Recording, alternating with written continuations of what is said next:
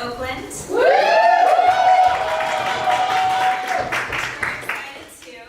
Thank you firstly to the Nonesuch Gallery for hosting us in our very first Oakland show, as we mentioned.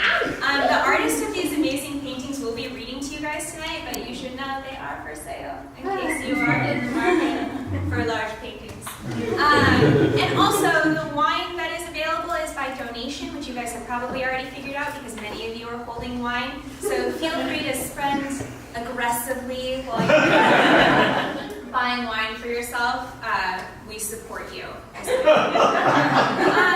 welcome to Cliterary Salon. Is there anyone here who this is their first time at a Clit salon? Woo! We're so sorry. I'm just kidding. Welcome. This is a feminist, sex-positive space where we like to focus on the feminine and non-binary experience, and we're so glad to have you guys here with us today. We have 6 people who are going to read to you, and they're all amazing. I'm going to do a brief introduction for all of them. We'll do 3 people, we'll take a break, you guys can spend all of your money getting more wine and supporting the gallery, and then we will do the last 3 people. Does that sound like an agreeable format to you guys? Amazing. This went so much better than I had hoped. So, up first, we have a reader who I have known since like the second she graduated college, which is great because she's grown into like this magnificent, powerful woman with a skincare routine that makes me feel bad about myself. And I have written a haiku about her and all of our readers tonight. I was thinking she would wear lipstick and she didn't. Eyeliner this time. Oh, okay. Beware of her lips, painted with the still warm blood of her enemies. Tara Marsden.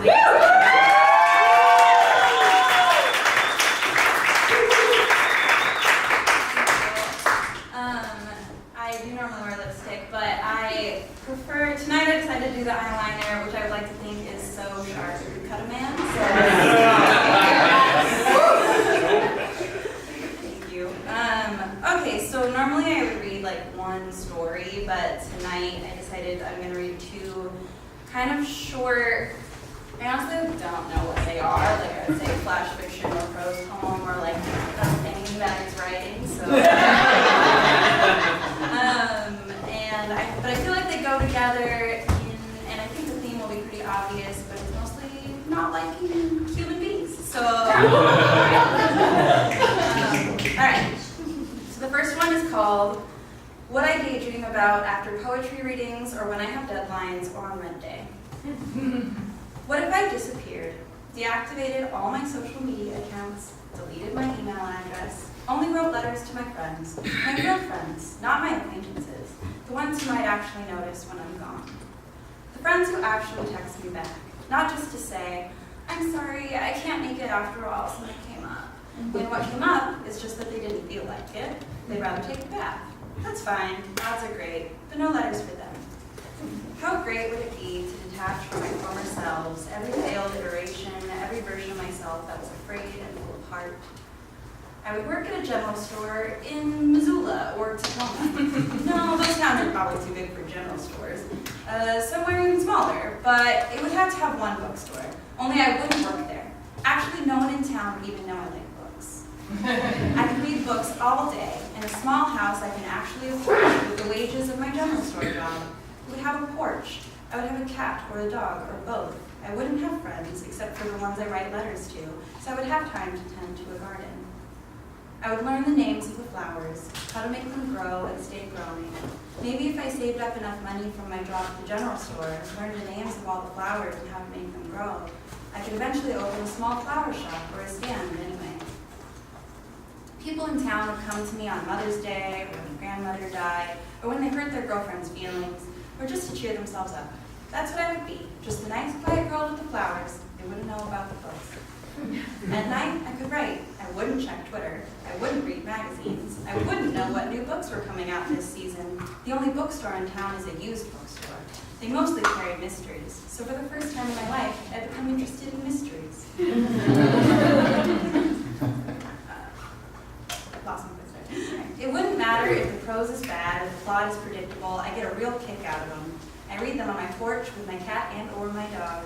I watch the sunset over the flowers in my garden. I am enough for them. They are enough for me. Besides, I have my friends' letters for company. I check the mailbox for them, happy but no less happy if there isn't a letter today. Sometimes I make art I don't have to show anybody, art that doesn't have a point. It doesn't have to be theoretical or avant-garde. It doesn't have to go on a website or in a portfolio. It wouldn't have to impress anyone. That wouldn't be the point at all. In fact, no one in this town would be impressed if they knew about it. Quite the opposite of impressed, really. Come to think of it, it would really blow my cover if they knew about it, so I wouldn't. It would just be for me, just for conversation with myself. I would burn the art for kindling in the winters, because this is the sort of town that has winter. It wouldn't matter. I'd be so happy being warmed by the heat of my art rising up in smoke through the chimney, ephemeral, escaping, probably toxic, but who cares? I'd sip tea, I'd have a whole drawer for tea. Maybe sometimes someone from town would come over for a cup of tea, and a warm dinner like roasted chicken and freshly baked bread with real butter, because in this new life I wouldn't have to be a vegetarian anymore. My acquaintance from town would be grateful for the meal, some conversation to pass the winter night. We wouldn't get close, just close enough to eat together, which is as close as anyone needs to be to anyone else to feel good and human and useful.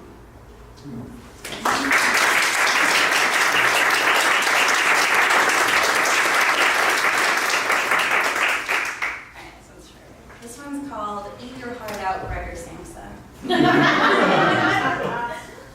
I awoke and my heart was a stone. No, I don't mean that metaphorically. I mean that I woke up and where my heart once was a hole, and beside me lay a rock the size of a grapefruit and rough. I picked up my rock and put it in my backpack with my water bottle and my keys and a book I've been pretending to read and left for work. I could feel it tumble about and I wondered if it would do much damage. Only the book's front cover was torn to shreds. It didn't matter. When I got to work, I pulled the rock out of my backpack and set it on my desk beside my mouse. Sometimes, when I absently reached for one, I would find my hand grasping the other, the ruffle of granite where smooth plastic expected. Sloughing off the first layer of skin, the old calluses down clean, fingerprints shiny and raw like a baby fresh from heaven. The old self rises from beneath new cells. We all have a destiny, you see. You don't have to believe. Because the thing is that what's coming for you will come. It's not about what's meant to be, it's just that it's going to happen. I carried my rock with me to lunch. I tossed it absent-minded hand to hand, leaning my shoulder into each catch with exaggerated flourish. I wanted people to be impressed by my athletic prowess, or at least a little afraid. I walked into the corner store and picked up my usual pre-made sandwich, egg salad with a bag of chips and a Coke Zero. The Zero important not because I care about calories, but because I've always been a sucker for black.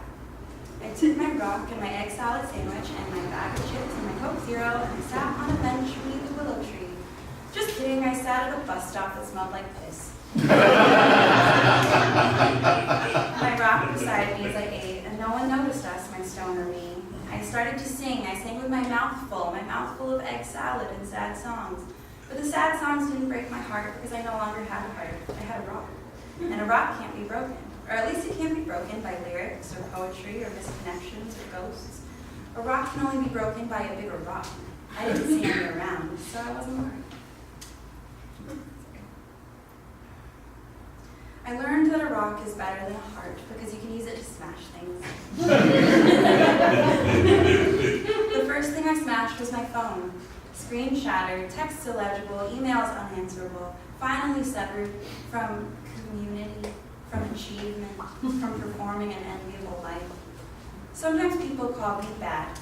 They'd say, "You are bad, your heart is a stone." It is cold, it is inorganic, it is not tender, it is solid and cruel. When they say that, I shrug. When they say that, I smash their fingers with my rock. And they yell, more with surprise than pain, because the truth is I'm not that strong. But still, I smash their fingers and they yell and I smile. Sometimes I would like to smash more than their fingers. I would like to smash windows and faces and ATMs. I want to smash the book I'm not reading and the book I'm not writing and mirrors and doors and promises. Sometimes people ask me if my rock is heavy. They see me drag, see me lean, see my sweat and the rasp in my breath. They see the cracks in my hands that won't heal. They see me balance the rock on my shoulder, my head. They see me try to take it into my mouth, but it is too big, it catches on my teeth. People ask me if my stone is heavy, and I tell them, not really, no. I mean, yes, a stone is heavy, but if I'm being honest, a heart is heavier than.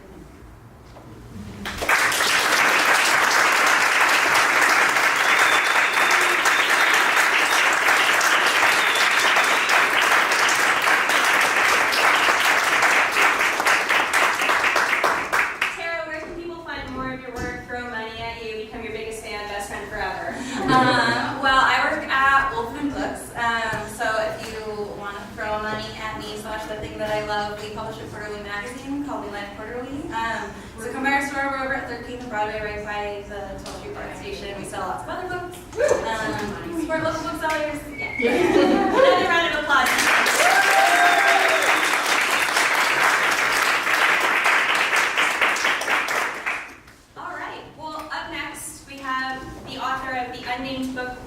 The Unnamed Midwife, I've been dreaming. The Unnamed Midwife, the Book of Edda, and upcoming, the Book of Flora, which you can pre-order from independent booksellers, Amazon, or your bookseller of choice. Her debut novel, the Book of the Unnamed Midwife, won the Philip K. Dick Award. The second book was shortlisted for it. For those of you counting, that means she has what? 2 days. 2 days. Thank you. And I've written a haiku about her. Evil incarnate.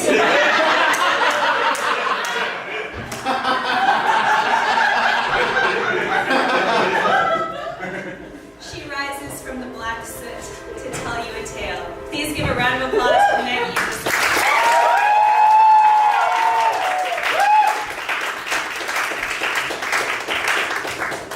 That is the last time I let somebody who knows me introduce me. So I have a piece for you tonight that's starting to fight with literally every cis dude in my life. It's called Men Have No Idea How Fucking Loud They Are.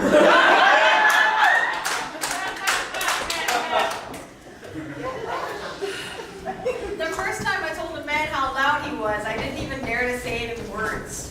It is not a thing we say. It is not safe to say it. The loud man always has a reason to be loud. He is excited. He is angry. He is just boisterous as a person, and that's how he is. We all have to live with it. I stopped living with it in community college. It took way too much courage for me to raise my hands. My public speaking instructor was a polar bear. Just as big, just as white, just as scary. Massive hands like paws and a mouth that could crush your whole head if you line up your ears just right. I watched him for half a semester. He was a kind and sensitive man who just had no idea how loud he was. I saw people in his class, people of all genders, flinch and duck as he gathered steam and reached the most exciting part of his lecture. There was a day when I couldn't take it anymore. I raised both hands to him when I didn't have his attention. I flattened them to build a level, and I raised my eyebrows. I lowered them significantly. From below my chin to just above the surface of my desk, the meaning was clear. Bring it down, Mike. He understood at once. Not only did he bring his voice back to a normal speaking volume, but he changed his posture. He stopped towering over us, stopped leaning into the front row and poking the air with his finger. He understood. I shook like a terrier for the rest of that class, but I had done it. I had almost spoken up. I had told him to bring it down. He asked me to stay after class, and I wished I was dead. You know, he said, leaning over his desk and pushing his 6-foot frame into my space, I've had teachers in the adjacent rooms complain to me about my volume. Thank you for reminding me. You're absolutely right. Please let me know if I get to be too much again. I was relieved because he didn't yell at me or make excuses for why he was allowed to shout at us. I didn't yet know that I shouldn't have accepted the ongoing responsibility for policing his behavior. Or that he would buy me eye rolls and continue shouting for the rest of the semester as he became inured to the novelty of being asked to bring it down. Since then, it has only become more clear to me that men are allowed to be loud in a way that women are not, and that they often have no idea how loud they are being. This is particularly true in public spaces. Think about the most annoying person in a restaurant, the man who has to dominate his whole table with the loudest voice, and thus dominates yours as well. Think about men at the airport who have very important phone conversations at top volume while walking around in the terminal. Think about the relative volume of people sharing a cab. I've seen a woman curl her entire body around her phone and whisper at the mouthpiece after apologizing to her driver and her fellow passengers for taking the car at all. I've seen men blithely slip into cabs or stand at a checkout counter oblivious of the social expectation of their behavior, shouting and laughing into the phone as if they are alone in their own space. Yes, women are also loud. Yes, this complaint has significant racial dynamics as well. Black people are often perceived as louder as they are and punished for it disproportionately to any other group. Predictably, this is a charge often leveled against black women, quite often, because even in a racist society, men have more of a right to be louder. Being loud is just another means of taking up space. Voice is not the body, but it is born of the body.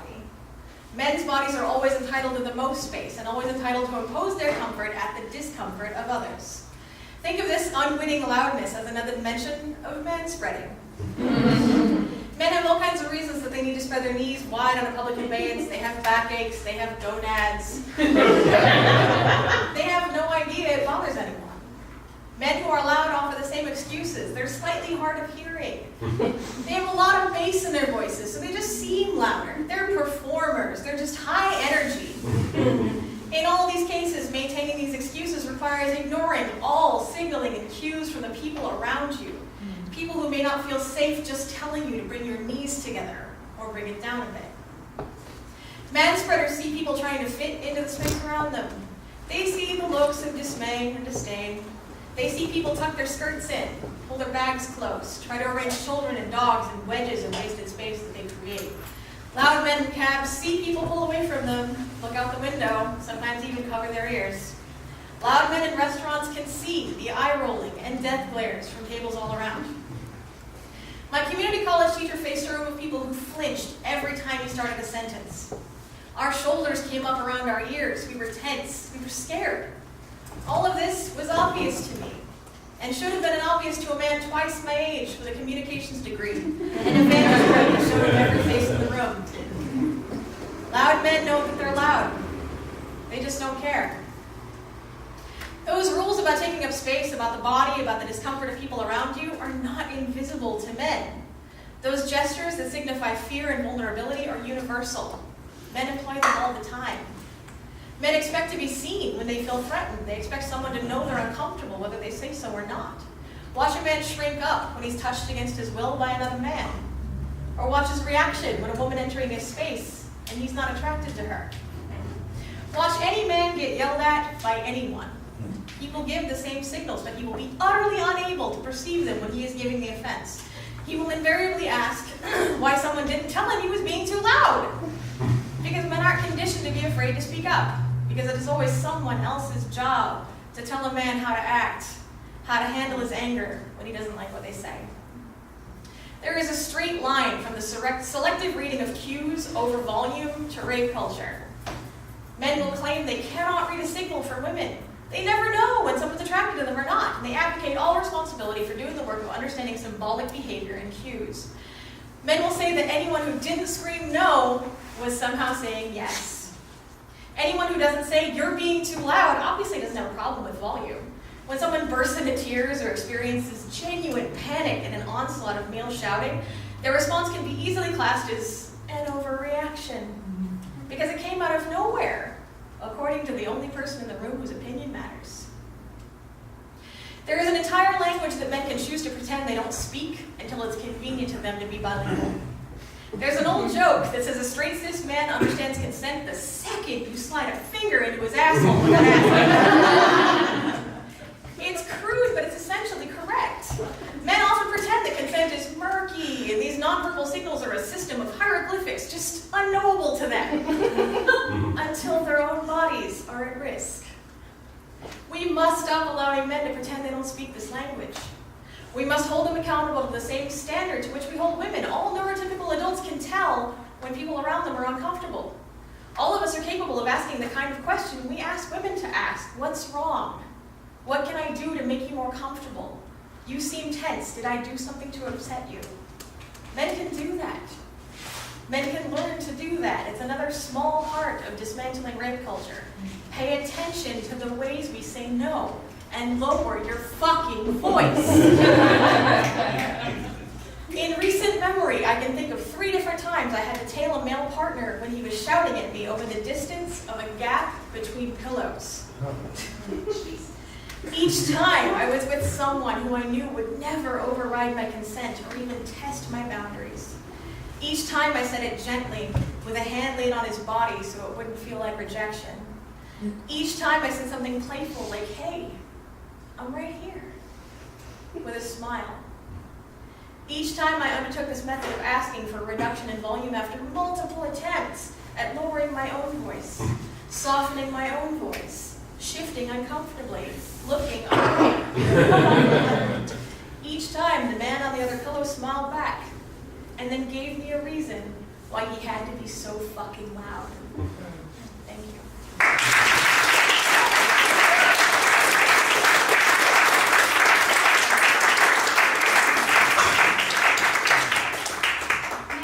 Where can people buy every single one of your books? Read your next book, read all of your many essays and fiction that is available online.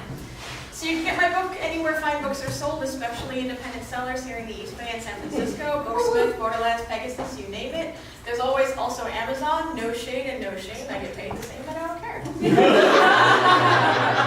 can follow me on Twitter at Maggie Elison, real name always, or check out what I'm doing next on MaggieElison.com. I do have a Patreon, throw me $1, I'll surprise you.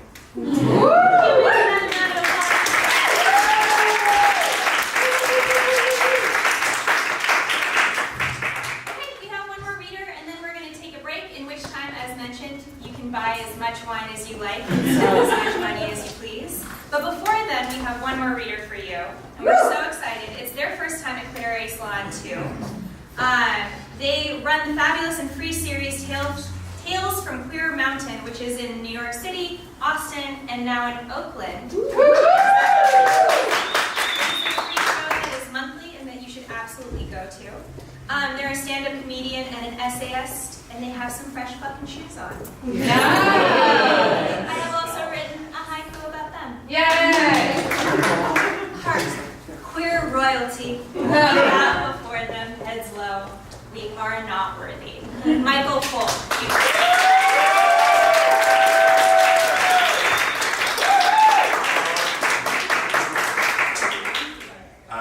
I'm for sure a queer peasant. So they're just new shoes. This is so lovely and nerve-wracking. I normally do like stand up and then I write, and my writing is like much more serious, and then my stand up is like really dumb. And I don't normally perform my writing, so bear with me. And thank you for sharing space with me.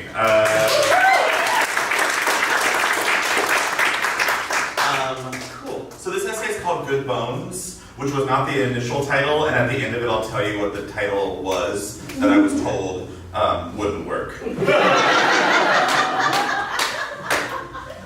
From an early age, I was scared of my body, and I was terrified of penetrative sex. Honestly, all bodies, but especially mine, seemed haunted. My desires were, in my opinion, creepy, and perplexed me throughout my adolescence. Like, I was straight up frightened. Like, we traced the call and it's coming from inside your body. When I was in middle school, I became convinced that I was possessed by some sort of malevolent creature from another realm. I cycled through all the possible demons and spirits who might be making a home out of my body. I would pore over books on mythology and religious iconography in my suburban Texas town's Round Rock Public Library on Main Street, attempting to diagnose and identify the unwelcome squatter. This particular train of inquiry would only last a short while, but my body and what it wanted would continue to confuse me well into adulthood. My issues with sex weren't for lack of interest, trust me. I was obsessed with the concept, but the whole to-do of it sort of disarmed me. Later in life, life, when I would try to submit myself to a sexual partner, my body would get all finicky and uncooperative, like a water hose left too long with a kink in it. Nothing would work right. Every permutation of sex felt somehow wrong and quite literally impossible. No one I knew had been able to teach me anything about the kind of sex that I wanted to have. In fact, any and all information on gay sex had seemingly been erased from all the books where I grew up. Little southern towns have a way of maintaining the whole extended moratorium on sodomy and all. I remember cherishing any sort of subversive media I could get my hands on. At 14, I thought XY Magazine was like a radical piece of homosexual propaganda. And I was shocked that it was available at my local Hastings. When I was finally able to dial-up download pornographic photos, I stored them on floppy disks. 6 or 7 low-res photos fit on each. And I hid them in a Connects box at the bottom. With a pack of cigarettes and some old coins that my grandfather had given us. Fetish objects, really. When I first came out, I included a lot of caveats to my new identity. I swore up and down that I would never engage in penetrative sex on either end of the equation. I was gonna keep it Christian. You know, like Jesus and the apostles. Like lots of mouth stuff, but you know, they were just friends. It was so important for me to place my queerness as close as possible to the heteronormative ideal as I could. I pulled that whole I'm gay, but like, that doesn't have to define me shtick. In my 20s, I had partners and I explored sex more, but every time it came to my body, to my penetration, I would lock up again. My defenses still engaged, I was unable to ever submit or participate. My brain, or at least part of it, was game, but another part of me refused. Deep inside of me, it felt like something angry was lurking. Supportive people have told me that there's no such thing as being bad at sex, there's only bad sex. Or incompatible sexual partners. And intellectually, I think I always understood that, but emotionally, I truly felt as though I was the exception. Something was wrong with me. Something was broken inside of me. Even after I came out, I was sure that some part of me was rotten. My body, haunted, unsafe, inhospitable, like an old house full of Shirley Jackson spirits. I gave up. I put up a sign, do not enter. My body was structurally unsound. Abandoned all hope, ye blah, blah, blah. From a very early age, I felt condemned. During this period of my life, I used to break into an old abandoned cotton mill in Walberg, Texas with my friends. The mill was straight out of a horror movie, literally. Portions of it were used in the film as a filming location for the 2003 remake of the Texas Chainsaw Massacre. I'm not sure what happened to the mill that resulted in it shutting its doors or falling to rot, or why it was never torn down after all these years, but I suppose there's another story buried there, something about small towns and money and lost jobs. This was during my I'm not gay, I'm struggling with my sexuality phase. We can translate that to I still hook up with people, but then I cry and pray about it afterwards. I'd already come out once when I was 15, but I sort of lost the thread of that identity when I started hooking up with older men that I met in the AOL chat rooms. I wouldn't have sex with them, but that wasn't because they didn't try. I became an expert at the dodge, the weave, always offering an alternative until one day I got too scared. A man drove me too far from my home on a road I didn't recognize, and suddenly my mortality was very real. I put myself back in the closet, joined a youth church, and got super religious. I wouldn't even attempt to have penetrative sex until I was 22 years old. I was 19 at the time of this story, living in Austin, performing with a Christian screamo band.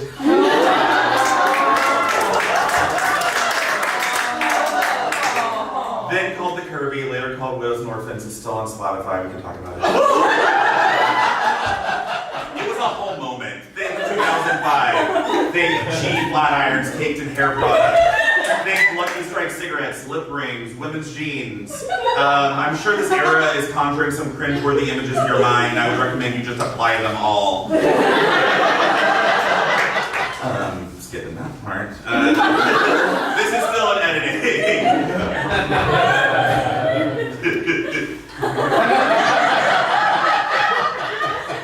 One night, the guitar player and we used to break into this. Basically, it's the thing. We used to break in all the time. And you know what? Fuck it. It's not sexy. It just feels like there's too much. Below the main machine unit, there was a stone stairwell that went down to a service basement where during our first visit to the mill, we discovered a torn and soiled mattress that seemed to be covered in blood. It's not sexy. It's not. We were surprisingly undeterred. Even though bloody mattress is maybe number 1 on the list of murder or nearby red flags. We would come back to the mill often sporting flashlights and Lone Star beer, in my opinion the best of the cheap beers, and just hang around. We had discovered our own shabby chic condemned clubhouse. One night the guitar player and I went to the cotton mill in Wellberg alone. You know, the one I was in love with. Just the two of us with our flashlights and Lone Star. It was a date. I know that it wasn't a date, but it like had the trappings of a date, or you know, I was in the closet and I had not experienced a date to that point in my life, so I was like, is this it? We returned to the mill many times over the years with more people without incident, but on this particular mill trip, something happened. We parked our car at the left of the building behind some overgrown grass where we knew it wouldn't be seen from the road. The guitar player and I walked up the loading drive with our flashlights off to further hide our presence. We had never been caught sneaking into the mill before, and we liked to believe it was because of our expert espionage skills. I set our standard issue pack of tall boys and my flashlight on the chest-high cement loading dock and hoisted myself up. We had been there enough times that we were comfortable understanding the layout of the mill without much light.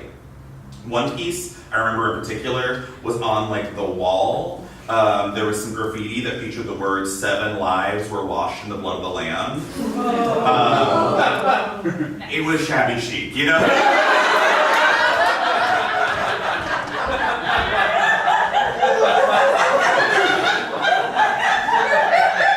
I made a mistake in this. I did not anticipate laughs, so so I gotta hurry. As we entered the mill, we heard a noise. It wasn't the clink of chains or the wind that rustled the leaves and the tree limbs that had grown through the building. The sound was new and unnatural. It was a guttural and foreboding hiss that grew into a growl. The sound got louder when we shined our flashlights near the maintenance crawl space. Yeah, the same space with the blood mattress. Being the dumb, drunk, young people that we were, we decided to investigate further. As we got closer, the sound intensified. We stepped through the threshold of a large wrought iron gate that separated the front section of the mill from the mechanical rear. Then suddenly, something huge and angry rose up out of the ground with a flurry of darkness and motion. The nightmare creature landed on the iron grating around the machinery with a metallic thud and bellowed a blood-curdling screech at us with its wings wide and imposing. It ran at us, flapping its massive 5.5-foot wings, the sound of its talons clanging against the hard, rusting floor, its howl reverberating off the steel metal structure around us. We screamed and scrambled together behind the iron gate we had passed through and slammed it closed, just as the demon flew up to face height to rip out our eyes. We fell to the ground and held the gate closed with our feet as the monster attacked.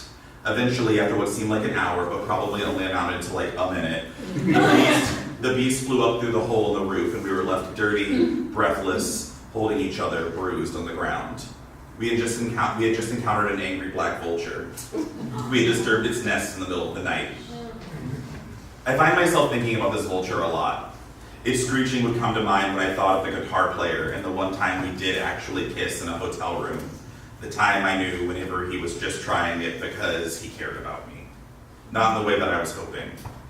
I would think about this vulture when I would try to have sex with future partners, when I would feel something angry and defensive rising up inside me. I would think about those men too, the men who I used to meet in AOL chat rooms, the men who I had to repeatedly tell my boundaries to, even though I was just learning what boundaries were. The men who I would offer alternatives to, hoping that it would be enough to make them feel good, to make me feel real, to give my body value. The vulture was just protecting its home. It had nested in the decaying mill and it felt responsible for keeping away predators. It had no way of knowing what we intended to do, what kind of danger we posed. It just knew that it was scared, that maybe we wanted to take something away. It was afraid that we wanted to kill something that couldn't be brought back. I lived with this vulture inside the condemned wreck of my body for years. I convinced myself that it would always be there, screaming, refusing to let anyone enter. Until one day it was gone. Okay, fine. No, that was not true. That's sort of an oversimplification to disservice to the truth. The real answer, the longer answer, the did this movie really need to be 2 hours long answer is. I spent well over a decade learning to trust people with my body, and I still struggle with it today. Too many men had tried to use me at too young an age, and no one had been able to teach me how to have a queer body in the first place. Learning to let my guard down involved dozens upon dozens of attempts and a lot of disappointment. The first thing I had to understand was that I wouldn't break with someone inside me. Despite all my fears of the dismantled and decrepit interior structure of my body, I actually share very little in common with the old forgotten mill I explored in my youth. I was just nervous and hadn't had an opportunity to feel strong yet. Then it was a matter of finding sexual partners who knew how to read someone's body. I feel like pornography had convinced some generations of men that every body is ready and waiting for them to dive into. And that is entirely and unequivocally not the case. I was low-key traumatized despite talking a big game, and that needed to be taken into account when trying to engage with sexual activity. Sometimes during sex, I would feel myself getting scared and angry and defensive. Some sort of baggage from fight or flight response was lingering in my subconscious, a large culture, if you will. Sometimes during sex, I would suddenly need to stop everything and relax. Sometimes I continued even though I felt tears boiling behind my eyes. Despite often feeling hopeless, I would always come back for another round of experimentation, and finally, at the age of 30, I was more or less fully able to let someone in. I know now that I was never condemned. I was just in an extended state of being remodeled. My body, or more importantly my mind, is in a good state now, though I'm still planning future refurbishments. The Vulture has since retired and spends most of its time traveling. It still shows up every once in a while to water the plants, but usually it's out on a Royal Caribbean cruise, or backpacking through Europe. Maybe the metaphor is dissolving. What I mean to say is that the Vulture lived inside me for a reason, but over time and with support from good folks, those reasons changed. It took me a long time to feel like my body was mine again after a lifetime of feeling unstable, unsafe, and afraid. I kept trying, and eventually I found a power in my body that I never knew I had before. I discovered just how sturdy I am. The Vulture has moved on. My body isn't a haunted mill. It never really was. It's a cute brownstone with good bones. To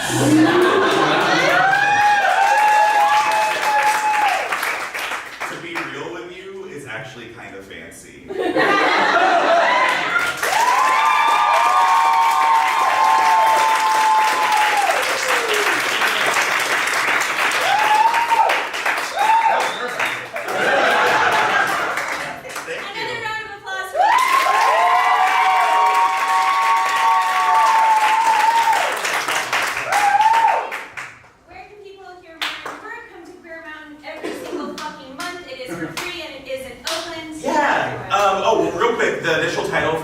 Was the old vulture that lives in my asshole. Which I was told would be hard to get published. But that is the subtitle.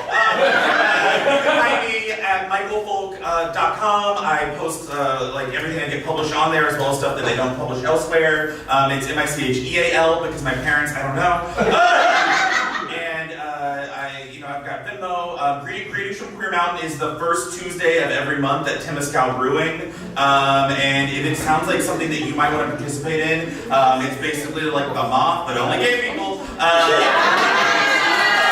But please reach out to me, and Maggie knows how to get a hold of me. And this was so lovely. Thank you so much. Thank you.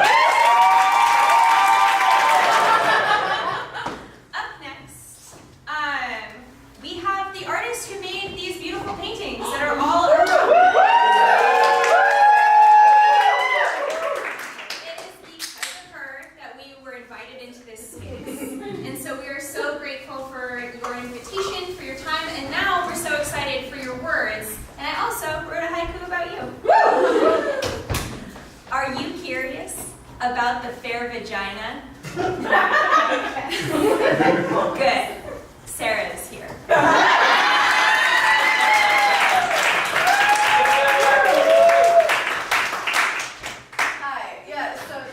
I am so happy that everybody is here for this programming. This is like a dream come true, having everyone like speak these words in front of these paintings. So thank you so much, and I'm really nervous but excited to read this TMI essay that I wrote.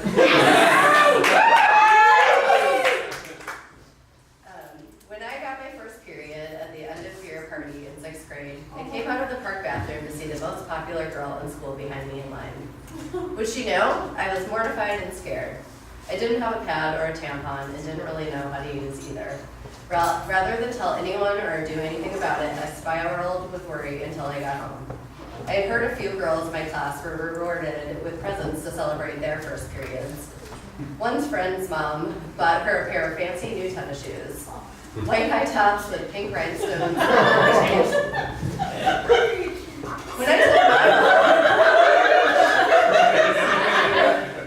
When I told my mom hours later, she said something like, "Oh, Sarah, I'm sorry." Okay. I sat depressed playing spider solitaire for a week until even my dad noticed, or maybe my mom had told him. He asked me if anything was wrong. Everything was wrong, but I nodded my head no, because how could I explain? Does he even know what a period is? I was fairly informed about my biology thanks to a liberal public school education. In 4th grade, a few moms/nurses came in and gave us an explicit presentation about our sexual organs and what to expect as we finished elementary school. Someone in our class was brave enough to ask how we would know it was time to take out our tampons. You will just know. Things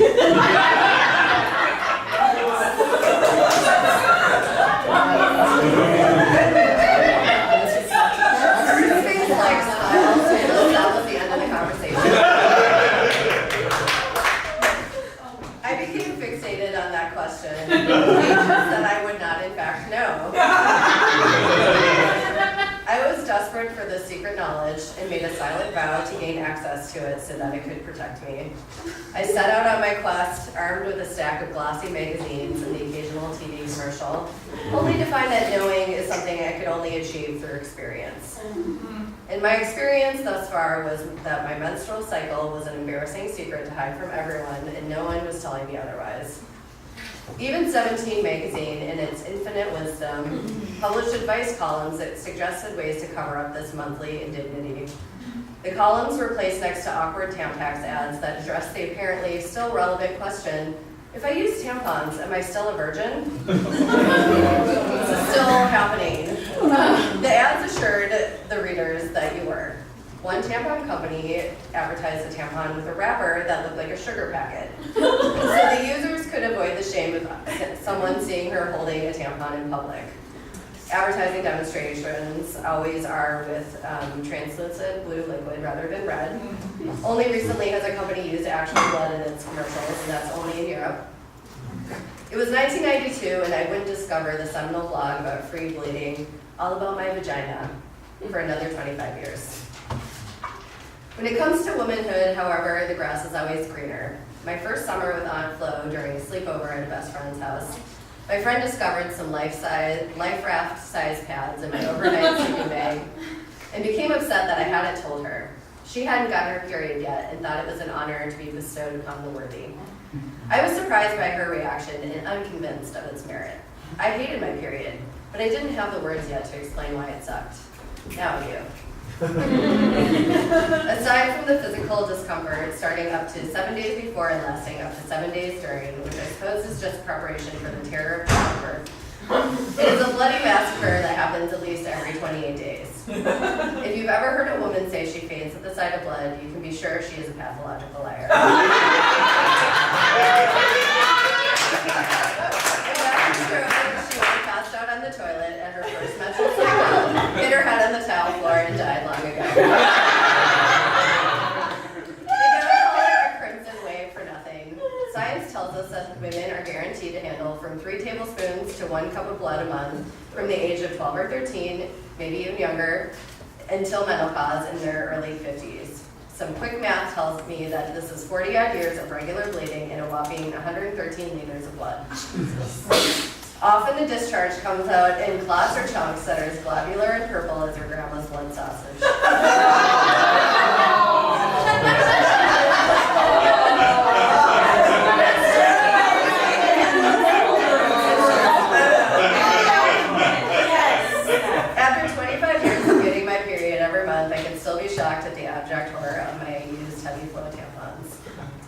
Like a field biologist performing tests on the edge of a volcano, a young menstruating woman must execute rigorous, high-stakes experiments on the fly, gauging the limits of her various menstrual implements and measuring them by her unique body rhythms in the explosive social ecosystem of middle school.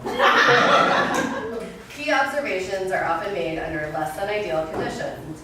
On a friend's white couch while watching a movie, or at a musical rehearsal of The Velveteen Rabbit while wearing a pair of light khaki shorts. It is relatively easy to discern that your tampon has reached capacity. When a tampon is done, the overflow causes a warm leaking sensation, similar to peeing yourself or having a runny nose but in your vagina. This feeling you quickly learn is a call to action best not ignored. The hardest part about using a tampon is how to tell after an hour or so when there are no visible signs, if it needs changing. You can perform a couple of tests to gain more information. A quick tug in the string to test for friction, or a dab of toilet paper to test for moisture. But to be sure of your course of action, you must then cross-check your data with the average viscosity and relative heaviness of your flow based on your standard monthly cycle, the state of the moon, and any other outstanding variables that might degrade your tampon's ability to absorb fluid.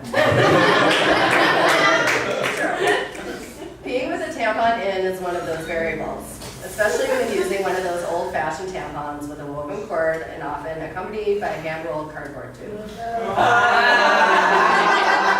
For that reason, it is always safer to change your tampon when you go to the bathroom. But then you risk the toenail curling sensation of your tampon sticking to your vaginal wall as you wrench it out too early, like warm gum being scraped off the shoe.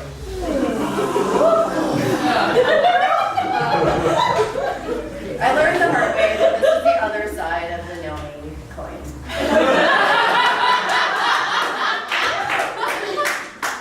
When all else fails, let your female intuition guide you. On my quest for wisdom, it was the night that proved to be the most challenging, with its 8 hours of uninterrupted unconsciousness. If I was sleeping, I was no longer able to channel my OCD into tracking my body's every movement. To make matters worse, when I first got my period, the best pads out there were thick and rectangular in shape, with glue that would barely hold a stamp to a letter. In preparation for a heavy flow night, I would strap one of these flotation devices onto my biggest, ugliest panties, pop in the largest tampon I could find, and pray I didn't wake up in a pool of blood like Jack Woltz in The Godfather. Also at night, there was the threat of toxic shock syndrome if you left the tampon in for too long. How long was that? The idea hung over my head like a live wire. I imagined what the symptoms could be with the suggestion of shock in the name. Would it feel like electrocution? Just so you know, I have no idea still, like, if this is something. Okay, period sex was not even a twinkle in my eye yet, partly because I was a sexless teen, but also because who would want to have sex with a bleeding monster? Let's just say I would be pleasantly surprised in college.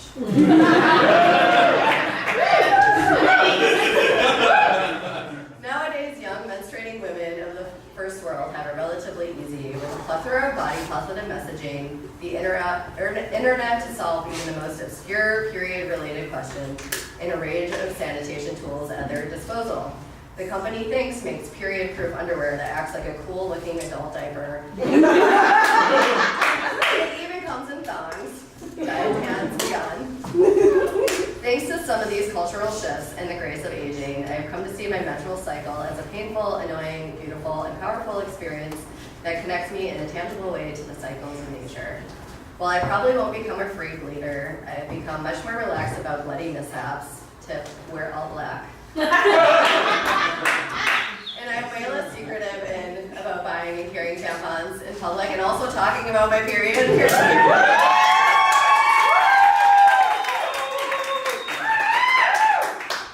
As if to reinforce my menstrual cycle's connection to the universe, I recently got my period on the night of a full moon. After some quick research, I found this phenomenon is called a red moon cycle. In contrast to the white moon cycle, when ovulation happens during the full moon, and is supposedly most advantageous for procreation, women who bleed on a red moon cycle ovulate during the darkness of the new moon. It is said that this cycle is best for artistic creations, healing, and magic. When this happened, I was attending an artist residency in Crete, and at the time, and in general, I'm living a life that prioritizes creative endeavors over raising children. So this explanation felt very validating of my life choices. As I laid in bed watching the bright moonlight cast shadows on the wall, I marveled at the mysteries of the universe. On a practical level, I was excited to be able to track my ovulation cycles by the phases of the moon. It will make it so much easier to know when to buy tampons. But also it made me see my monthly cycle as an asset, something that has helped to define me rather than just be a burden. It made me proud to be in my body, period.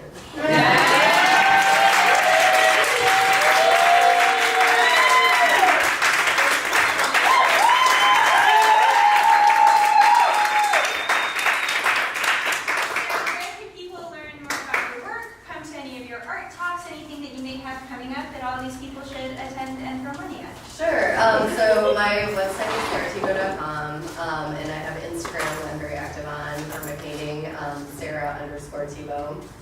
And then I have an artist talk on February 10th here.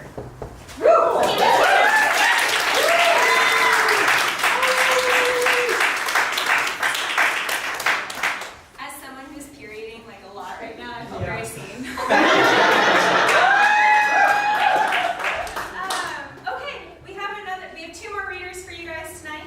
Up next, we have someone who is a playwright and an actor. They have excellent taste in glasses frames, and we are so excited to have them here. And I also wrote a haiku about them. They are a playwright, a great lover of penguins, and also a babe. Give it up for Nonesuch.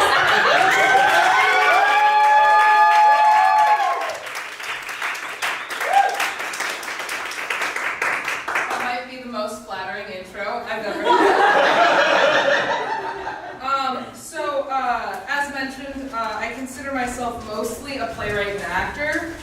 I haven't written outside of playwriting in a long time, but as I started to think about this, the thing I feel I write most is not actually plays, but bios for things, because everyone wants a bio for something. And so, given the occasion, I figured that it was long overdue that my Clit receive a proper bio. Of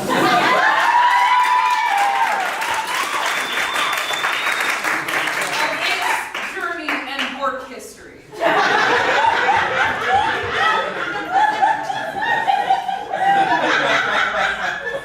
So, Clit is very excited to be working with Cliterary for the first time tonight. They are excited and grateful for the opportunity and have long thought that their skills were underappreciated. Clit started their journey living a sheltered life in Montana. It wasn't until sophomore year of high school that they began playing with others. They thought of themselves as a late bloomer at the time. They worked with a variety of partners and body parts while in Montana, and saw exciting opportunities to explore before moving to California. But once they moved here, Clit experienced the California drought firsthand. Luckily, it was not a completely dry time, as Clit was attending university and tried being drunk for the first time. They also had their very first encounter with the elusive one-night stand with mixed reviews. It was also in college that Clit was first introduced to another Clit. It was an exciting by time, although now they prefer the term Pam. After college was a particularly trying time for Clit. They were hurt and used in unacceptable ways. They decided to take some time off to really find themselves and grow more comfortable caring for themselves. They grew more confident in making themselves happy and more closely established their relationship with silicone.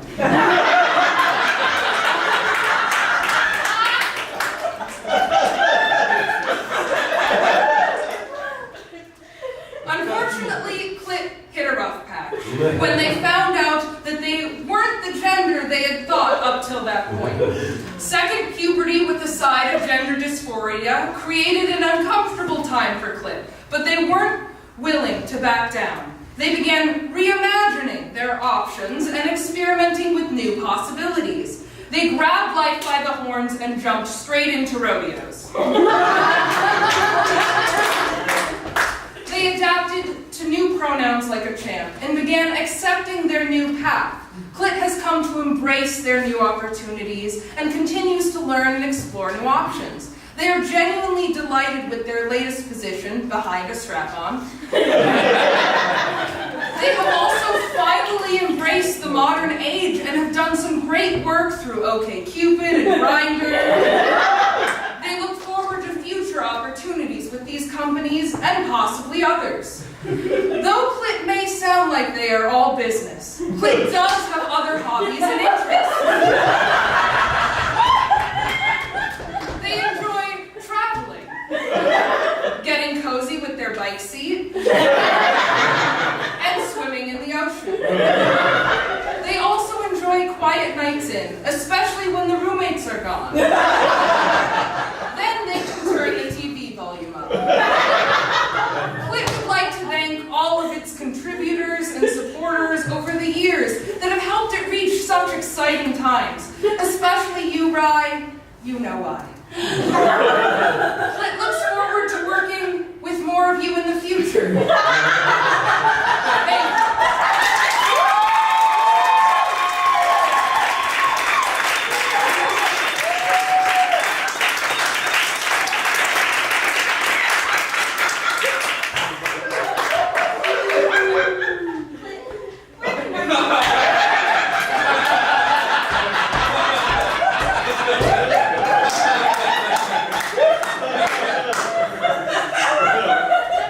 Where can people support Clit online? Or see more of your work? Well, I don't know that you can see more of Clit in a lot of places. But as far as writing goes, generally follow Playground. I'm often writing for them and having works read. But performing-wise, the best place to find info is probably through my drag persona, which is Chester Vanderbox. We'll be performing this Wednesday at Rebel Kings of Oakland at the White Horse.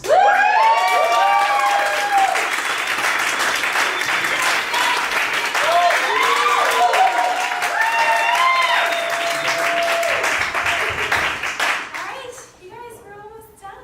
I know that's the correct reaction. If you had not been bummed, we would have been. We have one last author for you guys here tonight. She's a writer who's based in Oakland. She writes essays that will ruin your day on like a pretty regular basis. She's a producer here at Cliterary Salon, so we're always excited to have her work. And I like her so much that I wrote not one, but 2 haikus. Ooh! That's right, bitch.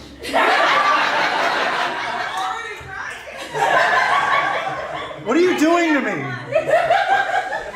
Don't worry. Don't get excited. Here's the author of I Was a Fuckable Child. Ruin your day. Haiku number 2. Once Lauren Parker threatened to eat my whole heart. I ran, terrified. Give it up for Lauren Parker.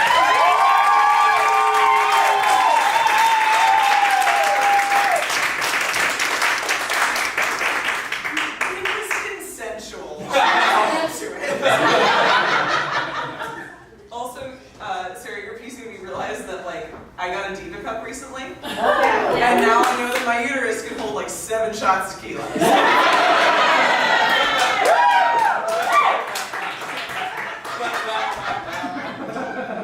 So this piece is about a particular person. Maybe you've heard this person. His name is Ted Cruz. So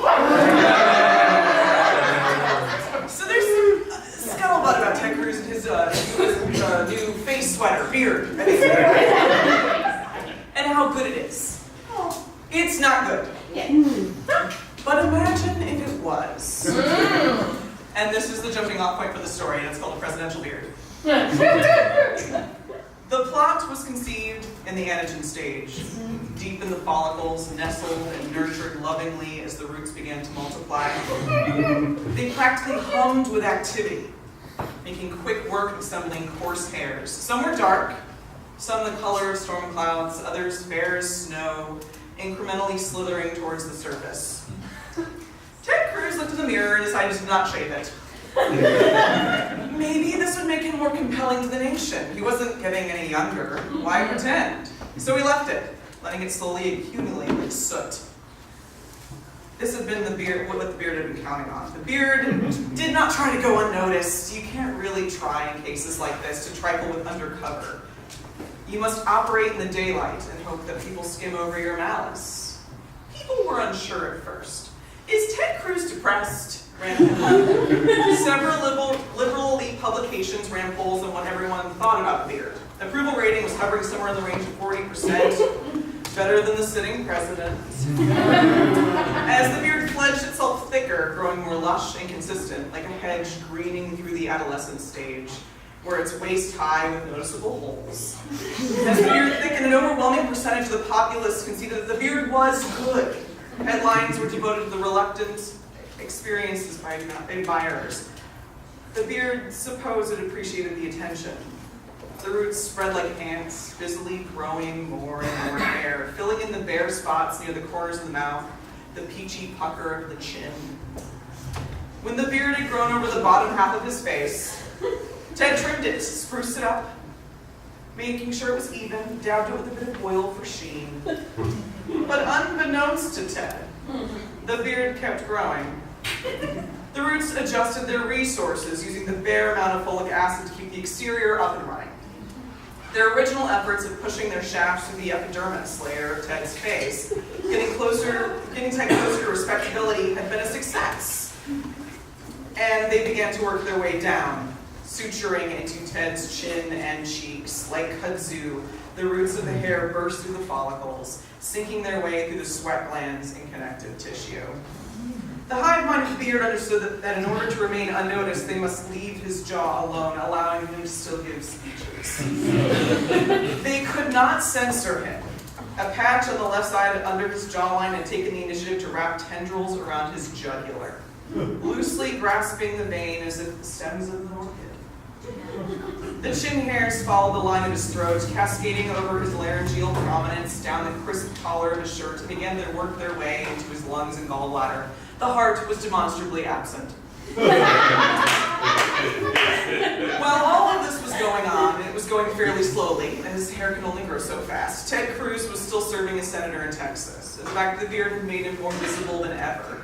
It became the focal point of his every move. Not since the Tea Party had he been so popular.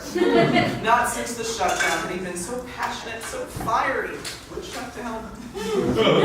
This had been the beard's goal, of course, when it chose a host to do its dark work. It wanted to go out with a bang. The beard really did look stately. Ted spent a good bit of time considering it, stroking it thoughtfully. He had been aiming for something a little bit like Abraham Lincoln, or rather like a Republican-y Al Gore. A better Al Gore, really. One that believed in God and not climate witchcraft. And why would God make women so beautiful if they were not meant to be decorative vessels containing the blooms of male legacy? He liked to practice phrases like that in the mirror, storing them in his mind for a future Fox News interview. And Fox News was having him on a lot these days. He was being tapped for a more formal bid at the presidency, depending on how everything went. Sean Hannity and his hair seemed to want to be friends. And Ted had never been taken so seriously. It was glorious. He was soaked up the attention like a rag. Sure, he was starting to notice something was a little off. His throat was a little fuzzy. But he wrote that off as allergies. He kept tasting shaving cream in the back of his head. But that might be the cholesterol medication. And he couldn't stop eating oranges, so much so that the enamel was starting to wear away at his teeth. But what did dentists know anyhow? The exhaustion was just stress, nothing to be alarmed about. Even the most wacky portions of conspiracy YouTube wouldn't guess that Ted's blood was having a hard time navigating the rapidly narrowing veins as his body matted with hair. The beard finished its job at a rally. Ted was in the middle of a moving speech on immigration, preaching about the dignity of his father, who fought tooth and nail for his son to grow up to be a shallow, self-absorbed racist. His voice pitched and musical like a misogynistic kazoo. The strands cocooning his jugular pulled taut. The hair that had worked its way through the sponges of his lungs pushed deep until there was no room for air, and Ted Cruz crumpled under the power of his beard like an English manor under ivy. The autopsy indicated Ted's insides looked like the exterior of a orangutan. His extremities fuzzy like a coconut with concentration of hair in the torso and vitals. His throat looked like a kiwi. And the coroner, a poorly educated man who had failed to get into the military, had no idea what was wrong with the former senator. He actually grabbed a clump in the senator's liver, and the roots were too deep, he couldn't get it free. The structural integrity of the senator had been compromised. The beard still looked beautiful, though. And when they buried him, it was oiled and trimmed and smelled faintly of rose water and lavender.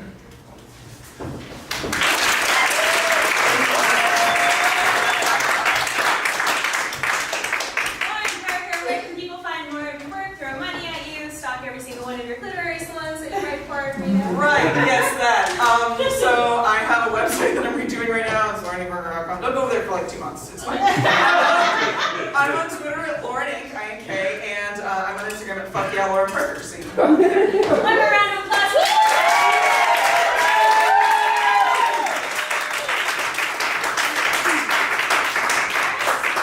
That's fucking it, you guys. We do have another show coming up in February, also in Oakland. On February 15th at 7 p.m., we will be at the Rockridge Improvement Club. So we would love to see you guys there. Right near Bart. Right near Bart.